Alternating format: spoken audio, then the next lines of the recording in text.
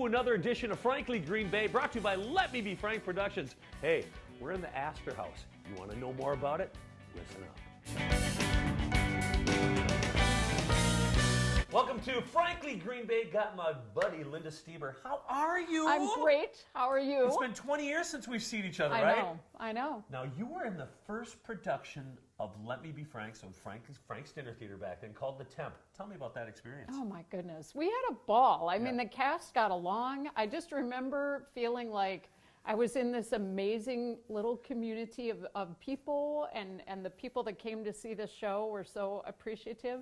It was fun. We learned different dances. Yes, we did. I was an office twin with your wife, yes, your Amy. now wife, Mm-hmm. yes. And the costumes were fun. The music was amazing. It was a local or a Minneapolis playwright. Right. Now, Linda, you and I had done theater before together, Yes. and we did a show called It's a Wonderful Life. Do you remember that? Oh my goodness. Tell me a little bit about it, remember? It was so much fun. I remember so many different things about that. My kids, who are now grown and in their 30s, were at the right ages to play our kids. Yes. So Lorelai played Janie, and Kyle played Tommy, the little guy that pulled on your suit coat and said, excuse me, I burped. Remember that? It was so much fun. And Mary, you want the moon? I'll get the moon for you, Mary. George. George. George. But it was fun.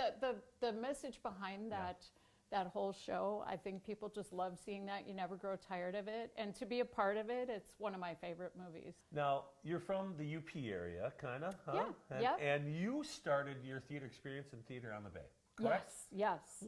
And why did you get involved with theater back then? Well, there's a really good reason behind that. I was in broadcasting at the time. I worked with a fella named Greg, and he was huge into theater up in Marinette. Yeah. And I was pregnant with Kyle at the time, and Greg, my buddy at the station, twisted my arm over and over again to come out and audition for a show, When You Coming Back, Red Ryder.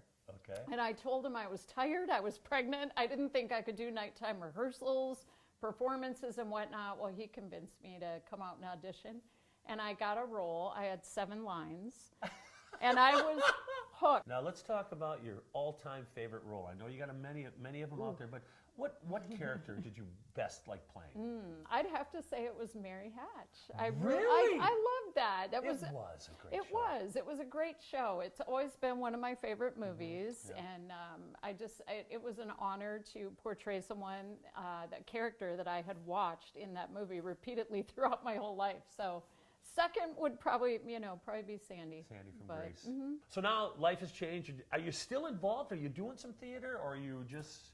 Well, I have done some theater recently. I actually wrote a couple comedy skits that were performed locally for a private nonprofit organization. So I wrote them along with my husband, Tom, and we cast and direct them, and it was really a lot of fun. Well, I tell you what, we're going to talk to Linda and Tom about the Astor House next week. So join us next week on Frankly Green Bay as we bring you the Astor House. Hey, Linda, can we sing a song like we used to? Absolutely. Okay. 1, 2, 3. Buffalo gals, won't you come out tonight? Come out tonight. Come out tonight. Buffalo gals, won't you come out tonight? And dance by the light of the moon. We still can do it! Yes!